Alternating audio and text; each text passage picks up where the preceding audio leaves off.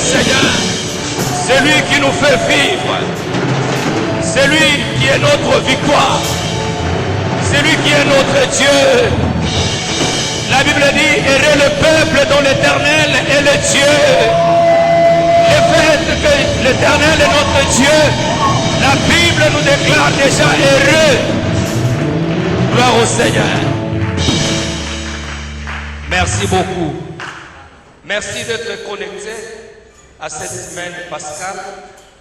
Merci d'être connecté à ce programme puissant que le Saint-Esprit a inspiré à notre Père, Papa Zacharie, pour une semaine de Pentecôte, une semaine de prière. Je suis convaincu, comme vous le savez, chaque fois qu'il y a des actions organisées à la Nouvelle Cité de David, sous l'inspiration du Saint-Esprit, pour ceux qui s'accrochent à ces programmes avec foi, ils voient la main de Dieu. Avant de parler de la part du Seigneur, je voudrais d'abord dire merci sincèrement à mon père, Papa Zacharie, et à maman Monique, qui dans ces grands programmes de la Pentecôte, il a fait le choix que je puisse donner aussi la pensée du Seigneur. Je m'en réjouis. Et au même moment, chaque fois quand je parle et que lui-même est là, j'ai beaucoup de peur à moi. Amen. Mais chaque fois qu'il y a cette peur, je dis, Esprit de Dieu, le Dieu de mon Père, soutiens-moi. Alléluia. Et il me soutient. Papa, merci beaucoup. Alors, c'est la semaine de la Pentecôte. Nous prenons nos Bibles. Nous sommes en Actes des Apôtres, chapitre 2. Je vais lire Actes des Apôtres, chapitre 2. La Bible dit, le jour de la Pentecôte, ils étaient tous ensemble dans les mêmes lieux. Tout à coup, il vint du ciel un bruit, comme celui d'un vent impétueux. Et il remplit toute la maison où ils étaient assis. Des langues semblables à des langues de feu leur apparurent, séparées les unes des autres, et se posèrent sur chacun d'eux. Et ils furent tous remplis du Saint-Esprit, et se mirent à parler en d'autres langues, selon que l'Esprit leur donnait de s'exprimer. Nous parlons sur le Saint-Esprit tous ces jours. Si vous suivez Hosanna, vous suivez nos prédications, les prédications des papas qui nous enseignent le Saint-Esprit avec beaucoup de détails. Et d'ailleurs, ce que nous allons communiquer ce soir, c'est toujours dans les messages des papas que nous prenons quelque chose pour que nous puissions les partager. Puisque lui-même nous dit que la parole de Dieu, nous rappelons cela chaque jour. Et c'est la volonté de Dieu que nous puissions nous rappeler la parole du Seigneur. Même si le matin, c'est la même parole que nous avons écoutée, même si c'est la même parole que nous avons écoutée hier, mais puisque c'est la parole de Dieu, puisque cette parole est vie et esprit, il nous est donc avantageux, et c'est pour notre bien que nous puissions écouter la parole du Seigneur. Donc il ne faudrait pas dire, oh, ce sont les mêmes histoires, ce sont les mêmes mots, ce sont les mêmes versets. Oui, Jésus, nous le citons chaque jour, et son nom n'a jamais péri dans nos bouches. Il est Dieu, et chaque fois que nous le citons, chaque fois que nous croyons en lui, les effets sont les mêmes. Sa vie est la même. Amen. Aussi longtemps que le nom de Dieu n'est pas périmé, également sa parole n'est pas périmée. Elle produit des effets chaque jour et à chaque instant dans la vie de celui qui la reçoit, qui croit en cette parole et qui la met en pratique. le Saint-Esprit que je vais te communiquer ce soir de partout où tu es, c'est le même esprit qui a créé le monde entier. Lorsque nous lisons Genèse chapitre 1er, la Bible nous dit comment l'Esprit de Dieu s'est mouvé au-dessus des eaux et il avait la mission de créer et il avait créé. L'Esprit que je parle ce soir, c'est le même esprit qui a accompagné Moïse en Égypte. Ce n'était pas facile de faire sortir un peuple des mains de Pharaon. Mais si Moïse a réussi, c'est puisque Dieu l'avait soutenu par son esprit. Tous ceux qui ont travaillé dans la Bible, qui ont laissé des empreintes, des prophètes, des hommes comme Élisée, tout ce que ces gens ont fait, ils ne l'ont pas fait par eux-mêmes, mais ils ont fait ces choses par l'Esprit de Dieu. Lorsque je médite sur un homme de Dieu comme Élisée, le prophète Élisée, je ne le vois pas prédire beaucoup de choses. C'était un type de prophète à l'action directe. Il y a des prophètes dans la Bible qui ont tellement prédit, qui ont dit des choses. Mais quand vous regardez Élisée, c'était comme un prophète de tic au tac. Il y a un problème, on l'appelle, il résout le problème. Il y a la mort dans le pot, on l'appelle, il résout les problèmes. Il y a la mort dans le zoo, on l'appelle, il résout les problèmes. Il y a un enfant qui est décédé, on l'appelle, il résout les problèmes. Mais prédire des choses, comme il l'a dit à cette femme sunamite, que l'année prochaine, ça il a dit moins. Mais plus il était actif, ça c'était par l'Esprit de Dieu qu'il faisait ça.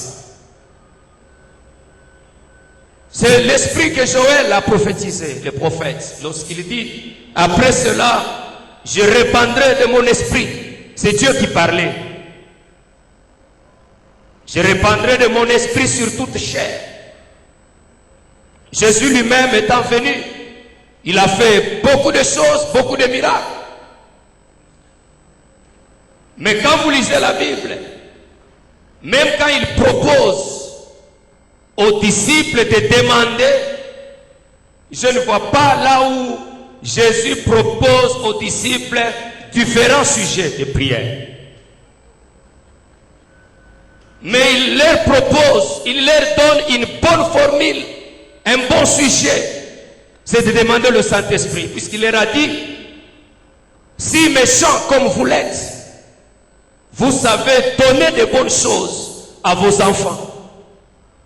À combien plus forte raison votre Père qui est dans le ciel donnera-t-il le Saint-Esprit à ceux qui le lui demandent? Il est en train d'ouvrir leur esprit pour leur faire comprendre l'importance de l'esprit, l'importance de le demander à Dieu.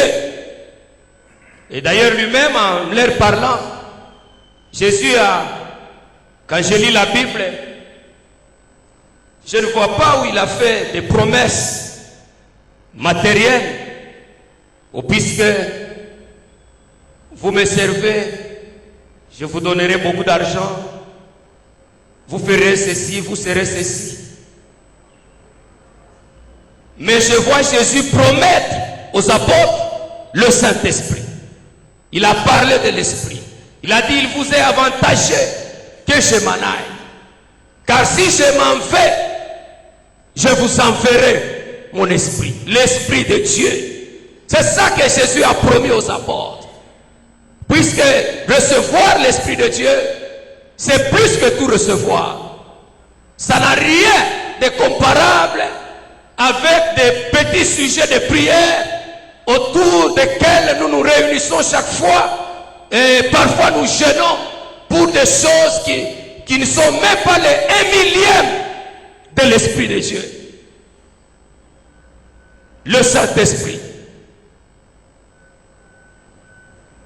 Vous savez, quand quand Jésus était encore sur la terre, il a fait manger aux apôtres sa propre chair en leur donnant le pain. Il leur a fait boire son propre sang en leur donnant une boisson. Mais il leur a dit, attendez, vous devez recevoir mon esprit. Les gens à qui il promet l'esprit sont des gens qui ont même chassé les démons de son vivant. Jésus les a envoyés en stage ministériel. Ils ont chassé des démons. Certainement, ils ont prié pour des malades. Ils ont accompli des miracles. Et ils étaient dans la joie. Mais malgré ça, ça ne suffisait pas. Il fallait son esprit. Et la Bible dit en Actes des Apôtres chapitre 2 qu'ils étaient là dans la chambre haute lorsque tout à coup il vint du ciel un bruit. Ce bruit qu'Élie entendait à son époque. Le bruit de l'esprit. L'esprit ici que je viens d'énumérer ne fût qu'un petit échantillon de ce qu'il a fait. L'esprit qui est Dieu lui-même. Pendant qu'ils étaient là dans la chambre haute, la Bible dit, il vint du ciel un bruit comme celui d'un vent impétueux.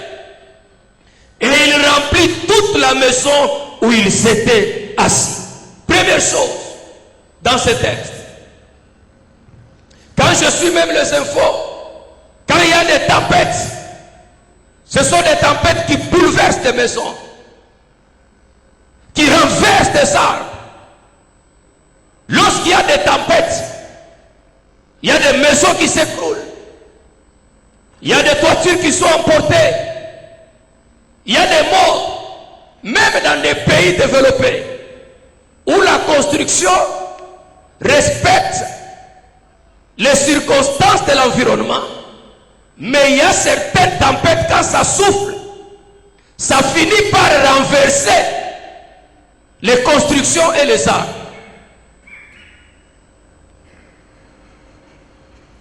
Mais je suis en train de m'imaginer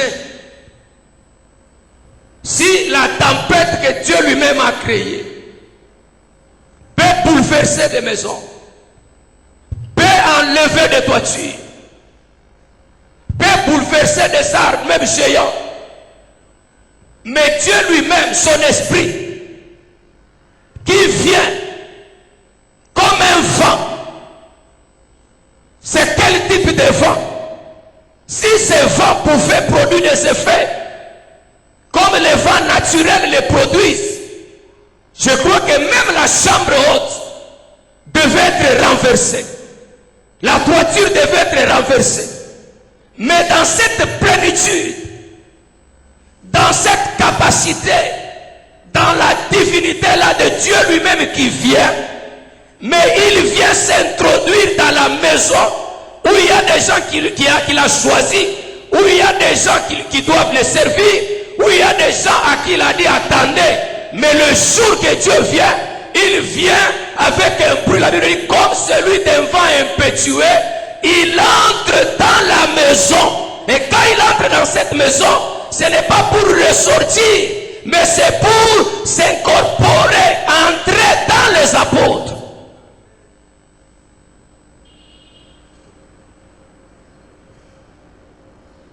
Si c'est par un vent, par exemple, qu'il entre dans les apôtres, qu'il descend sur les apôtres, c'est que c'est un vent puissant qui n'a rien de comparable avec les vents naturels que Dieu a créés, qui renversent des maisons et des arbres. Mais ce qui entre en eux, c'est plus fort que ce qui est naturel.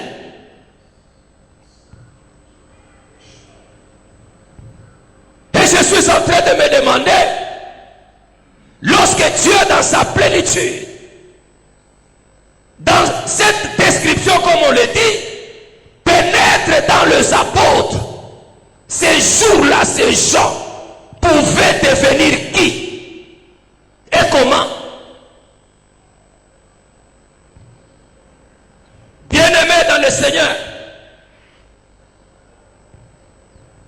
Si l'esprit là, qui a même ressuscité Jésus, l'esprit qui est Dieu, habite dans une personne,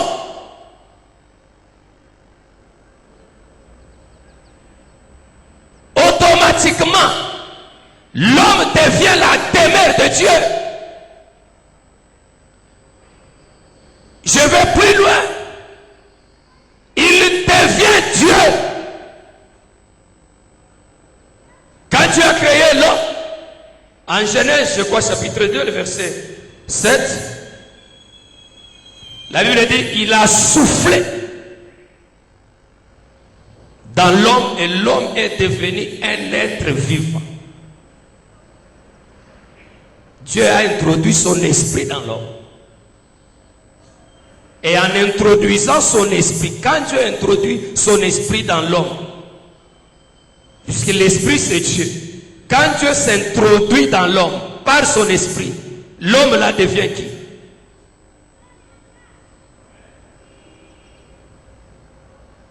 Le jour de la Pentecôte, ces gens remplis d'esprit de Dieu, ces gens qui reçoivent la promesse de l'esprit, sont devenus des dieux.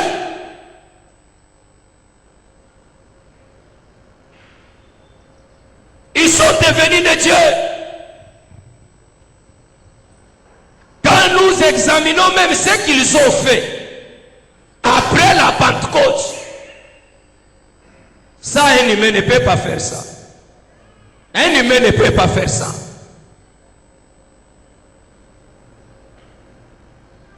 Bien-aimé dans le Seigneur, le Saint-Esprit qui est Dieu, lorsqu'il est en toi,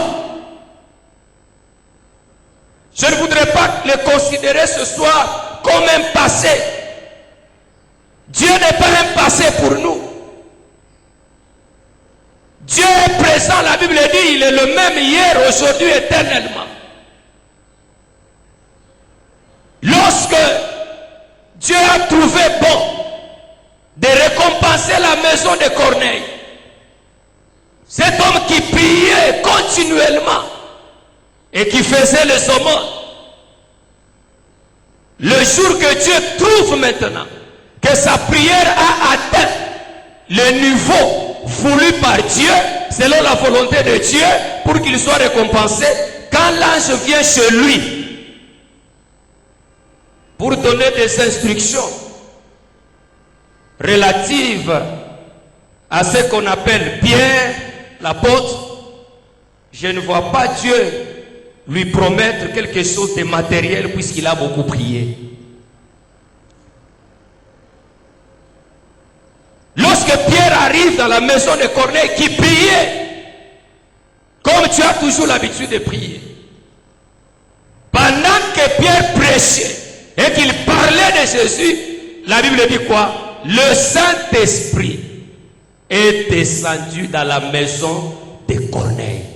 Corneille et sa famille, et même ceux qui étaient là, qui étaient païens, mais puisqu'ils écoutaient la parole de Dieu, Pierre qui leur parlait de Jésus, puisqu'ils écoutaient la parole de Dieu, le Saint-Esprit leur a été accordé. Bien-aimé, la prière continuelle de Corneille n'a pas reçu comme récompense l'argent, n'a pas reçu comme récompense une promotion, n'a pas reçu comme récompense la domination sur les gens, mais a reçu comme solution, comme récompense, le Saint-Esprit qui est Dieu lui-même. Bien-aimé, puisque quand on a le Saint-Esprit, on a tout. Il est l'Esprit créateur, il est tout. Quand on l'a, lorsque Jésus dit, cherchez premièrement le royaume de Dieu, et le reste viendra par sur quoi? On ne fait pas dire, cherchez d'abord le royaume de Dieu, et puis vous rechercherez les autres histoires. Non, en cherchant le royaume de Dieu, c'est tout. Les autres là, on ne le cherche pas. C'est la conséquence de chercher le royaume de Dieu. Quand on a Dieu, quand on s'attelle à chercher Dieu, quand Dieu devient ta préoccupation, quand le matin tu cherches Dieu, à midi tu tu cherches Dieu. Quand tu es en retraite, on te demande tu cherches quoi? Dis je suis en retraite, j'ai besoin de Dieu. Car celui qui a Dieu a toutes choses. Celui qui trouve Dieu a trouvé toutes choses. Vous savez, bien-aimés, parfois nos prières ne sont pas exaucées. Soit nous prions beaucoup d'années, beaucoup de temps. Nous ne recevons pas. Pourquoi? Nous demandons mal. Et la Bible dit, dans le but de satisfaire nos besoins. Il n'y a pas de prière qui plaise à Dieu comme demander son esprit. Demander l'esprit de Dieu est une prière qui plaise à Dieu. Je ne dis pas que demander la guérison c'est mauvais. Je ne dis pas que demander le mariage c'est mauvais. Je ne dis pas que demander la délivrance c'est mauvais. Mais je suis en train de dire, il y a un sujet important. C'est demander le Saint-Esprit.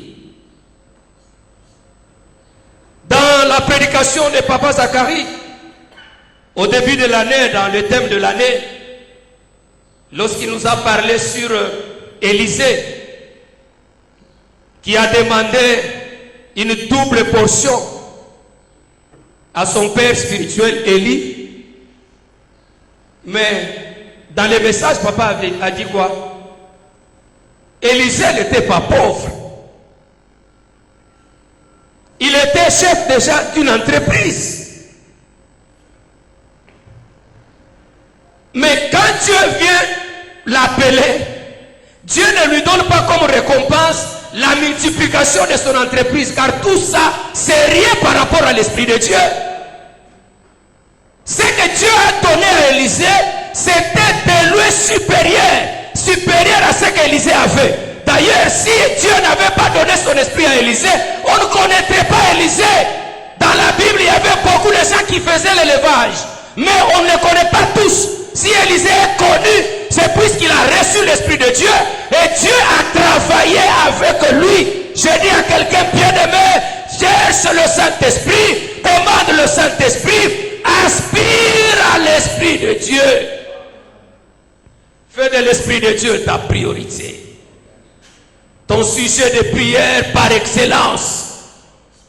Lève-toi la nuit, Seigneur, j'ai besoin de ton esprit. Les matins, Seigneur, j'ai besoin de ton esprit. À midi, j'ai besoin de ton esprit. Quand tu te laves, Seigneur, ton esprit. Quand tu voyages, j'ai besoin de ton esprit. Bien-aimé, même quand tu voyages, si tu as l'Esprit de Dieu, l'Esprit de Dieu te transportera, même si tu ne demandes pas à Dieu de te précéder. J'ai l'habitude de dire, quand nous prions, nous disons le soir, Seigneur, garde-nous, renverse les démons, tous ceux qui viendront. Est-ce que réellement nous dormons convenablement puisque nous proposons à Dieu cette prière? Je ne pense pas. Mais la Bible dit, quand l'esprit de l'ennemi, quand l'ennemi viendra comme un fleuve, ça veut dire l'ennemi peut prendre des formes. Et il y a des moments où il prend la forme d'une fleuve. Voyez un peu le fleuve seulement quand ça vient passer même là où tu es. Quand il y a seulement débordement. Mais c'est une destruction massive. Mais la Bible dit, quand bien même l'ennemi prendra la forme d'une fleuve, tout comme il peut prendre une autre forme, il peut prendre la forme d'un serpent, il peut prendre la forme d'une maladie. Mais la Bible dit, l'Esprit de l'Éternel les mettra en fuite. Donc même si l'ennemi prend la forme d'une fleuve là, mais l'Esprit de Dieu les mettra en fuite. L'Esprit qui met en fuite l'ennemi est où? C'est l'Esprit qui doit être en nous. Donc même si je dors, mais l'Esprit de Dieu à moi ne dort pas. C'est ce qui fait que même quand nous prions, Seigneur garde-moi. Mais est-ce que le matin quand nous nous réveillons, nous faisons une prière dans le sommeil pour nous réveiller? On ne se réveille pas. Mais Dieu nous réveille. Puisque l'Esprit de Dieu est en nous et que Dieu a une mission avec nous. Et à cause de cela, nous nous réveillons. Même si l'ennemi ne veut pas qu'on se réveille. Aspire, demande, cherche le Saint-Esprit. Il est descendu tout un Dieu. Il a rempli les apôtres. Et la deuxième des choses,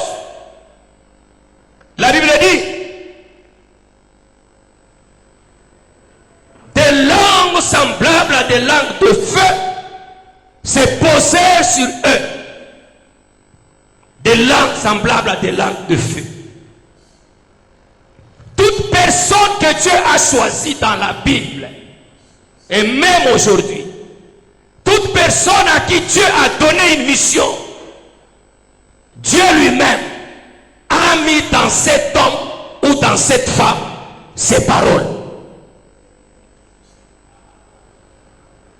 Dieu n'a jamais appelé quelqu'un à un ministère, à un travail, et puis la personne va chercher elle-même les paroles qui vont l'aider à exercer le ministère ou une responsabilité. Non. Autant la mission vient de Dieu, autant les paroles viennent de Dieu également.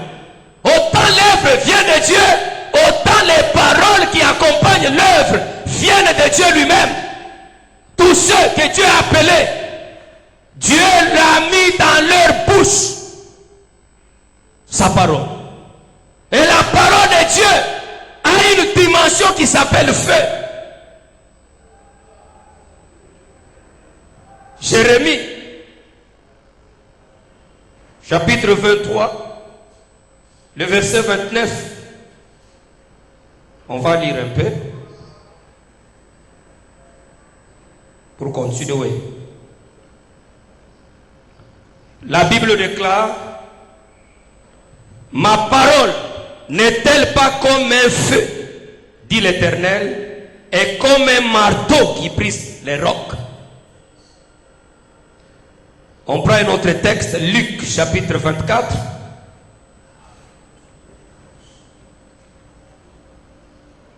Luc chapitre 24. Voilà. Le verset 32. Je peux lire à partir du verset 30 pour une bonne compréhension. Pendant qu'il était à table avec eux, il prit le pain et après avoir rendu grâce, il le rompit et le leur donna. Alors leurs yeux s'ouvrirent et ils le reconnurent, mais il disparut de devant eux. Ça, ce sont maintenant les apôtres qui ont commencé à dire.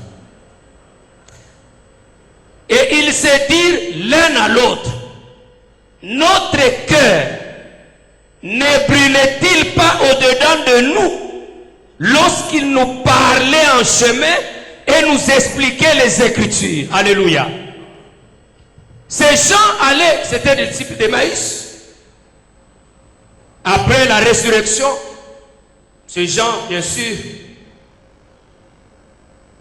chemin faisant, ils parlaient sur les rumeurs de la résurrection. Paraît-il, paraît-il. Alors Jésus leur est apparu. Mais ils ne l'ont pas reconnu. Alors qu'ils étaient avec lui tout ce temps, parce que d'ailleurs, ils ont fait beaucoup de jours sans se voir, c'est peut-être 3 jours ou 4 jours, puisque quand Jésus est mort, 3 jours il est ressuscité. Et puis quelques jours là, peut-être le lendemain, Jésus les a rencontrés. Mais ils ne l'ont pas reconnu. Sûrement, ils ne voulaient pas qu'ils puissent le reconnaître. Jésus a commencé à leur poser des questions. De quoi discutez-vous? Oh, mais toi tu es l'unique qui est dans cette contrée, qui ne connaît pas. Apparemment, la nouvelle de la résurrection de Christ se répandait partout. On en parlait presque partout. Si c'était à notre époque, je crois que toutes les chaînes de radio, télévision, partout, dans les Facebook, on parlerait de cette histoire. Alors Jésus a commencé à leur parler de lui dans les Écritures. Pendant que Jésus leur parlait de lui, ils sentaient dans leur cœur comme un feu. L'autre sentait le feu. Pourquoi? Puisque ce que Jésus leur disait, c'était la parole vraie et pure. Et aucune parole vraie et pure de Dieu ne peut être donnée à quelqu'un sans que ça le touche. Puisque ça incarne l'esprit, la puissance de Dieu. Il sentait le feu. L'autre sentait le feu. Mais, moyen de réagir, ou moyen de se parler à deux, je sens quelque chose de difficile. C'est quand ils arrivent à la maison et que Jésus, qui voulait passer, ils lui ont dit non, non, c'est déjà tard, est-ce que tu ne peux pas dormir ici? Alors que Jésus n'avait pas vraiment la mission de dormir chez eux. Mais il s'est comporté comme un passager, comme quelqu'un qui veut aller loin. Mais comme ces gens avaient l'Esprit de Dieu, ils avaient quand même la sensibilité. Ils lui ont dit non, non, il est tard. Entre chez nous, tu dors et puis le matin, tu pourras continuer. Quand Jésus entre dans la maison, lui qui est visiteur, mais curieusement, c'est lui qui prend les pains, qui prie et qui veut partager. Ça ne se fait pas avec les humains. Tu ne peux pas entrer chez autrui. Tu es visiteur, c'est toi qui demandes les pains, c'est toi qui prie et toi qui veux partager. Mais là, c'est Jésus qui demande les pains, qui prie et qui partage. Il devient le maître là-bas. Lorsqu'il leur donne le pain, ce n'est pas mon message. La Bible dit, leurs yeux se sont ouverts.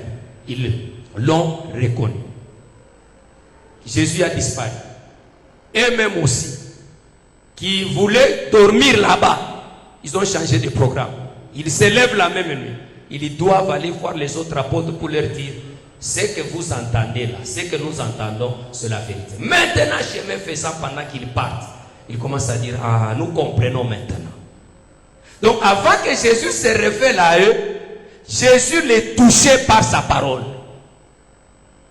Pendant que Jésus leur parlait, l'esprit de la parole, puisque Jésus a parlé, il est entré dans la parole, il a commencé à parler de lui. Et puisqu'il parlait de lui, son esprit le touchait. Ce n'était pas n'importe quelle parole. La parole de Dieu n'est pas n'importe quelle parole. Et personne ne peut réussir l'œuvre de Dieu ou une mission quelconque s'il ne possède pas les paroles de Dieu lui-même. Personne. Personne. Si Moïse a réussi, si les prophètes ont réussi, ceux-là qui ont réussi dans la Bible, et même aujourd'hui, sont ceux-là qui ont reproduit les paroles que Dieu lui-même a mises dans leur esprit, dans leur bouche. Quand Dieu appelle Jérémie, notre papa a beaucoup parlé sur ça. Il appelle Jérémie. Jérémie dit, je suis encore enfant. Mais qu'est-ce qui a enlevé la paix en Jérémie? Qu'est-ce qui a donné l'assurance à Jérémie? Qu'est-ce qui a fait que Jérémie réussisse la mission? C'est puisque Dieu a pris sa parole, il a mis dans la bouche de Jérémie. Dieu a donné à Josué une grande mission. Mais pour réussir cette mission, vous savez, à Josué, Dieu a donné des prophéties que la plupart des gens aiment, surtout dans des assemblées où Dieu parle un peu. Par exemple, c'est toi qui vas faire rentrer ce peuple en Canaan. C'est un grand message, un message de responsabilité. Remplacer quelqu'un comme Moïse, c'est une grande mission. Dieu a dit ça à Josué. Deuxième parole. Tant que tu vivras, toi Josué, nul ne tiendra devant. Qui peut refuser cette prophétie si Dieu est en train de lui parler avec les combats que nous avons ici? Vous savez que dans nos prières, il y a plus de prières concentrées sur le combat, puisqu'il y a tellement et réellement aussi de combats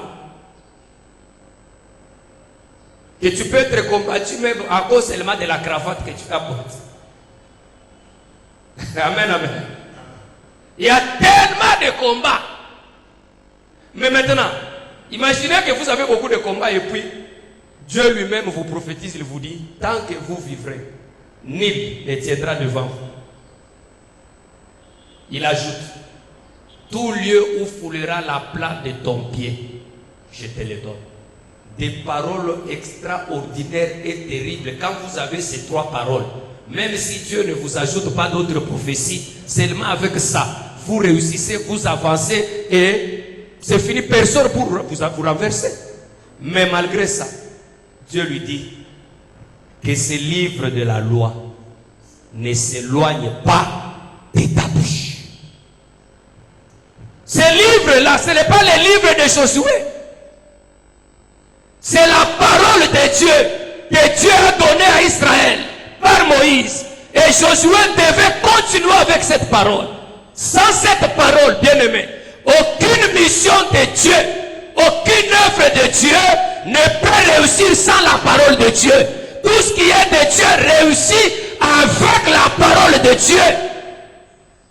C'est pour cela, bien-aimé, que dans les choses de Dieu, il faut toujours aussi être patient.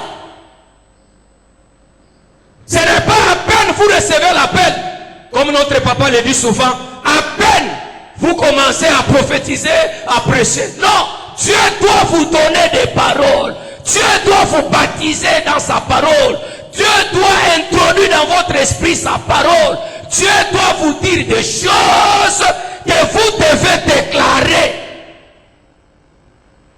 Si Dieu, je vais y arriver, c'est par là que je vais terminer. Si Dieu n'avait pas donné de paroles à Ézéchiel dans la vallée d'ossements desséchés, même s'il avait pris n'importe quelle parole, aucun effet ne pouvait être constaté dans la vallée. Il n'y a que la parole de Dieu, la parole qu'il a entendue de Dieu, qu'il devait reproduire, qui produirait les effets. Et beaucoup ont échoué comme ça. Pourquoi? Puisqu'ils ont fait l'œuvre, mais sans la parole de Dieu. Ils ont déclaré sans la parole de Dieu. Bien-aimé, si tu es un déclarant de la parole, pour que ça produise des effets, il faut que ce que tu déclares soit la parole que Dieu a mise sur ta langue. Si tu la déclares, elle produira des effets. Elle produira des effets. Mais si tu prends d'autres choses, ça ne se fera pas. Il n'y a que la parole de Dieu qui contient le feu, qui contient l'esprit, la puissance de Dieu, qui peut briser l'incrédulité, qui peut briser la sorcellerie. Voyez Pierre le jour même de la Pentecôte. S'il avait prêché le même message, les mêmes mots avant la Pentecôte, sans que le Saint-Esprit lui donne les paroles, s'il avait prêché autre chose, ça ne produirait pas les effets que ça produit avec les paroles que Dieu leur a données. Ça ne produirait pas les mêmes effets. Ça ne produirait pas les mêmes effets. Il n'y a que le feu de Dieu, lorsque vous prêchez, lorsque vous la déclarez, qui peut briser la puissance de la sorcellerie. Le travail de Jérémie n'était pas un travail facile.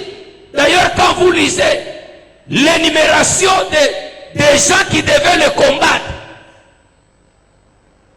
quand vous lisez seulement les gens qui devaient le combattre, mais vous avez déjà peur. Mais puisque c'était la parole de Dieu, la parole du feu, bien-aimé, cette parole, même si vous résistez comment, si c'est la parole de Dieu, même si vous refusez d'accepter Jésus ou de suivre sa voie, même dans votre cœur, vous sentirez qu'il y a quelque chose qui vous touche.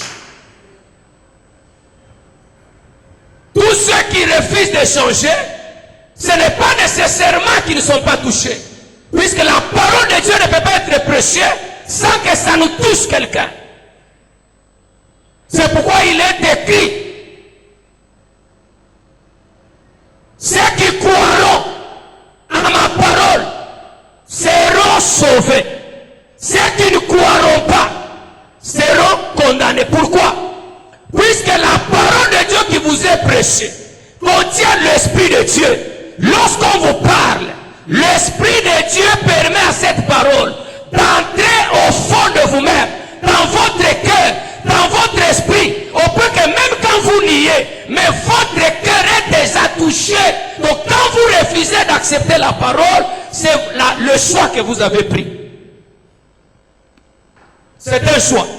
Comme c'est un choix volontaire de refuser la parole de Dieu, alors qu'elle vous a touché, alors qu'elle vous a instruit, alors que Dieu vous a dit ne faites pas ça, faites ça, mais vous n'avez pas écouté, vous serez condamné.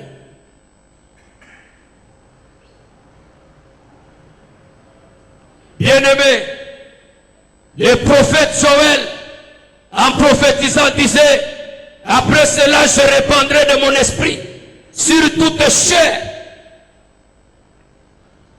Vos fils et vos filles prophétiseront. Vos jeunes gens auront des visions. Il s'agit de quelle prophétie? Il s'agit de quelle prophétie? Puisque Pierre lui-même, les jours qu'il prêche, il dit à l'assemblée que cette parole est à vous. Lui-même faisant partie de la foule. Et la parole que Pierre est en train de prêcher ce jour-là, c'est ça la prophétie.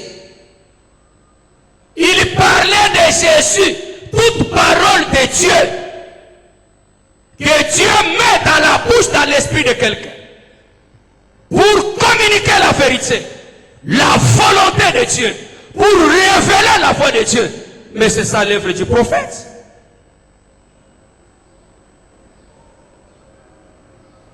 Il ne faut pas confondre cette mission, cette tâche de l'esprit, en des petites activités spirituelles, de voir quelques visions, quelques songes. Non. Il s'agit des hommes et des femmes qui ont l'Esprit de Dieu, qui ont la parole de Dieu et qui communiquent cette parole de vérité. Ce sont des prophètes. Dieu lui-même, lorsqu'il cite Abraham comme prophète dans la Bible, est-ce que Abraham a donné une prophétie pour qu'il soit considéré comme prophète? Puisque les gens sont tellement tourmentés, les gens sont tellement dérangés qu'ils cherchent des prophéties. Mais la parole de Dieu que je te prêche cet après-midi, ça s'appelle quoi? C'est la prophétie de Dieu. Une prophétie accomplie. Une prophétie accomplie. C'est moi j'ai l'habitude de vous dire. Tout ce que nous pouvons vous dire, Dieu a dit, Dieu a dit. Ces choses, même si elles se réaliseront pour nous les humains. Mais pour Dieu, il n'y a rien qui se réalisera puisque tout est déjà fait. Dieu va réaliser quoi? Il va réaliser ce qu'il a déjà fait. Soyez bénis là où vous êtes. La Bible dit, avant que je termine avec le dernier point, vos jeunes gens auront des visions. C'est quelle vision? Prenez seulement l'exemple des apôtres. Quand Jésus les a trouvés, la plupart d'entre eux, c'était déjà des visionnaires, mais à leur niveau, par rapport à leurs activités. Pierre, par exemple, était un visionnaire, il était un pêcheur. Un pêcheur qui a même la barque, c'est que c'est une entreprise. Je connais des pêcheurs, mais qui n'ont même pas une pirogue. Mais quand quelqu'un, déjà à l'époque là de Jésus, on parle même de la barque. Donc c'était toute une entreprise. C'est une vision. C'est un travail. Mais la vision dont on parle ici, ils auront des visions. Donc, ils seront porteurs des visions de l'Éternel. Tous ces gens que Dieu a appelés, il les a vidés de leur vision. Il les a enlevés dans leur petite vision. Il y en a qui travaillaient. Il y en a qui avaient l'argent. Élisée avait une entreprise. C'était une vision. Mais Dieu leur a donné sa vision.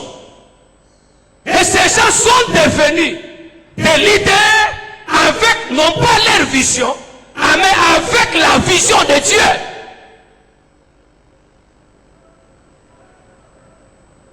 Ils ont tout abandonné, ils ont servi Dieu.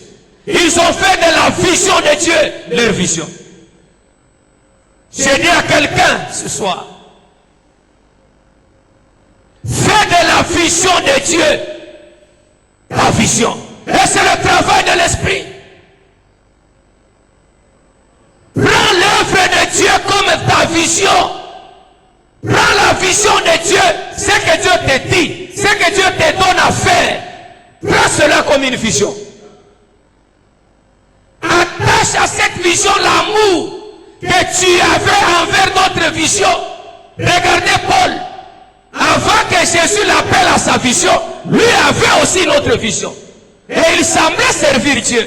Mais le jour que Dieu le rencontre, Dieu prend maintenant sa vision véritable.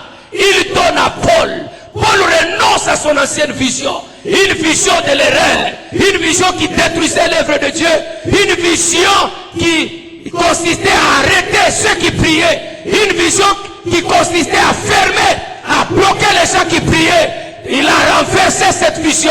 Il est devenu le porteur de la vision de Dieu. Il est devenu apôtre. Il est devenu le messager de l'évangile. Il est devenu le messager de la parole de Dieu. Une grande vision. Et Dieu l'a beaucoup utilisé. Vous savez, cette vision était tellement bonne, elle était tellement grande, que Paul a même accepté tous les risques et tous les dangers liés à cette vision, puisque c'était une véritable vision.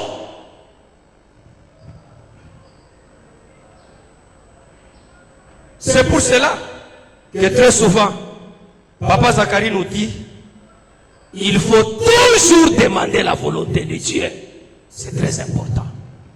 Car c'est en demandant la volonté de Dieu que vous découvrirez ce que Dieu attend de vous. Le jour que vous le découvrez, maintenant vous avez la vision, vous avez compris la vision, le Saint-Esprit maintenant vous donnera la capacité de l'exercer. Il y a dans la Bible des gens qui sont même nés uniquement pour la vision de Dieu. Des gens comme Jean-Baptiste. Ésaïe 40 parle de la naissance de Jean-Baptiste et de Jésus. Quelqu'un comme Samson. Mais ces gens sont nés pour la vision de Dieu. Ils sont nés pour la vision de Dieu. Je termine par ceci. Troisième point. Le Saint-Esprit, quand nous lisons des Apôtres chapitre 3, donne à chaque enfant de Dieu, celui qui a reçu l'Esprit, celui à qui il a donné sa parole, le Saint-Esprit l'engage. Il fait de lui une source de bénédiction pour d'autres personnes.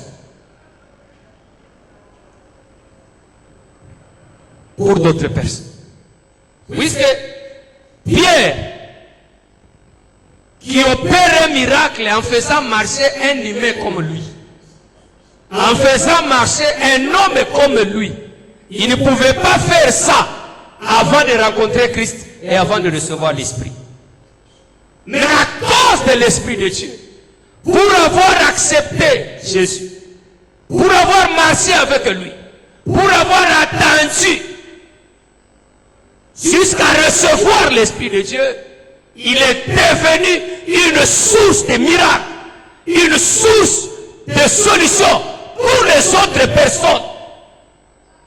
Ce n'est pas un ange qui descend là en face d'un boité. C'est Pierre, un humain, en face de quelqu'un qui a des pieds comme lui. Mais à cause de l'Esprit de Dieu qui est en lui, l'Esprit l'engage. Ce que Dieu doit faire, mais Dieu le fait au travers de Pierre. D'ailleurs, quand vous lisez bien la formule du miracle que Pierre a utilisé, vous comprenez que c'est le Saint-Esprit qui a fait le miracle. Mais il a utilisé les apôtres.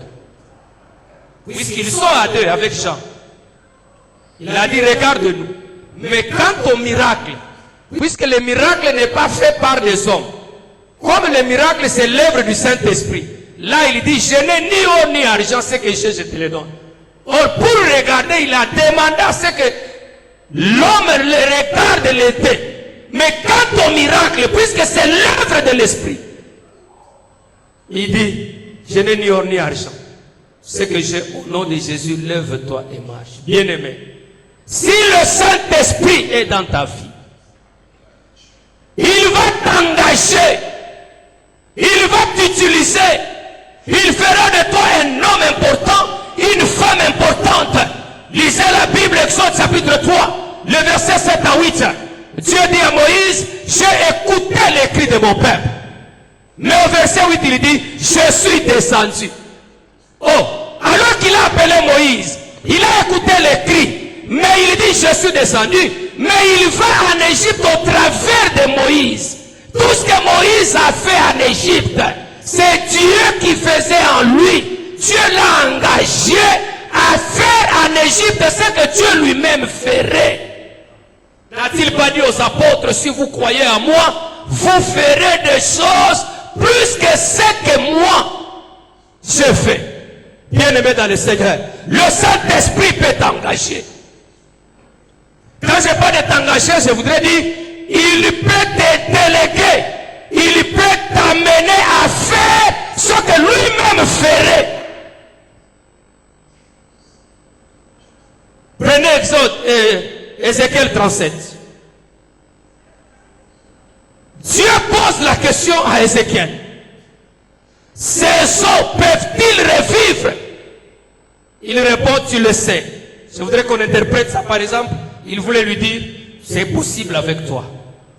Maintenant Dieu lui dit, prophétise. Je vais te donner des paroles. Je te donne les mandats. Puisque tu sais que moi je peux faire ça. Tu crois que moi je peux faire ça. Mais je te délègue à faire ce que je dois faire. Et c'est comme ça qu'Ézéchiel a été délégué par Dieu. Même les paroles qu'il a déclarées. J'ai dit au début que je parlerai d'Ézéchiel à la fin. Même les paroles qu'il a prononcées aux ossements de sécher. Ce ne sont pas ses propres paroles. Ce sont les paroles de Dieu. Bien aimé, c'est pourquoi même dans les domaines de prière, la Bible dit, lorsque nous prions, en réalité, c'est le Saint-Esprit qui doit nous aider. Puisque l'homme n'a pas de paroles pour toucher Dieu. L'homme n'a pas de paroles pour convaincre Dieu.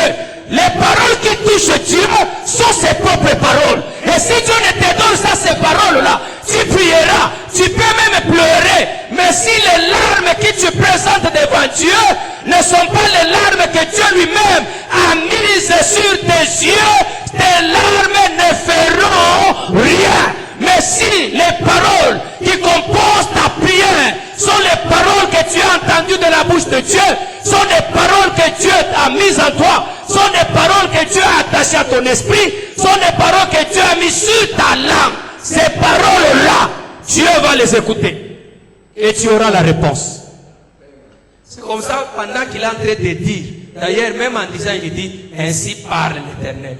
Il s'est effacé. Ainsi parle l'Éternel. Bien-aimé, quelqu'un qui déclare des paroles sans se citer, il ne cite que quelqu'un d'autre qui a accompli le miracle. Puisqu'il n'a pas parlé en son nom, il n'y a rien qui s'est produit dans la vallée en son nom, ni par ses propres paroles. Tout ce qui a été réalisé dans la vallée, c'était par des paroles. D'ailleurs, des paroles déclarées au nom. Il disait, ainsi parle l'Éternel. Les paroles obéissaient à Ézéchiel parce que, un, il citait Dieu. Deux, les paroles qu'il déclarait venaient réellement de Dieu. Et il y a eu des effets dans la vallée d'ossements de sécher. Bien-aimé dans le Seigneur, là où il y a la vraie parole de Dieu, là où le Saint-Esprit te donne des paroles, le Saint-Esprit lui-même accomplira sa propre parole ou ses propres paroles. Si c'est Dieu qui t'engage dans les paroles, tu es prédicateur, tu es intercesseur, tu as une responsabilité, tu es un déclarant de la parole de Dieu, tu es un évangéliste, tu es un homme de prière, les choses que tu déclares, si cela vient de Dieu, je t'assure bien aimé, même si tes yeux ne voient rien, mais dans l'invisibilité, bien aimé, il y aura toujours des effets. il y aura des effets. C'est comme ça que lorsque Ézéchiel a parlé et qu'il a fini, là où il avait vu les ossements desséchés, mais après avoir proclamé la parole de Dieu, il n'y avait pas les ossements desséchés. Il y avait une armée qui était debout dans la vallée à cause de la parole de Dieu qu'il a déclarée. Bien-aimé dans le Seigneur, je ne sais pas qu'est-ce qu'il y a devant toi, qu'est-ce qu'il y a devant ton ministère. Bien-aimé, il n'y a qu'une seule chose qui peut t'aider à transformer ta vallée. C'est le Saint-Esprit. S'il met en toi des paroles, s'il met en toi des paroles que tu vas déclarer, les choses que tu vois comme ossements desséchés, à cause des paroles de l'Esprit, la vallée d'ossements desséchés s'est transformée en vallée d'une armée forte et puissante. Tout ce qui est devant toi comme un environnement de la sécheresse ou des problèmes. Mais si le Saint-Esprit est en toi et dans ta vie, tu verras de tes propres yeux le changement, la transformation. Est-ce que tu peux acclamer le Seigneur? Là où tu es, acclame Dieu, acclame Dieu, acclame Dieu, acclame le Seigneur. Partout où tu es dans la maison, tu es en train de nous suivre sur Facebook. Acclame le roi des rois, acclame le Seigneur des seigneurs. Que Dieu t'accorde la grâce et la faveur. Que le Saint-Esprit te soit accordé ce soir. Que le Dieu de notre Père, Papa Zacharie, puisse te toucher et te restaurer là où tu es. Qu'il te touche, qu'il entre dans ta maison. La Bible le clame. La main de Dieu n'est pas courte pour toucher, pour guérir. Que la main du Dieu de mon Père te touche là où tu es, dans ta maison.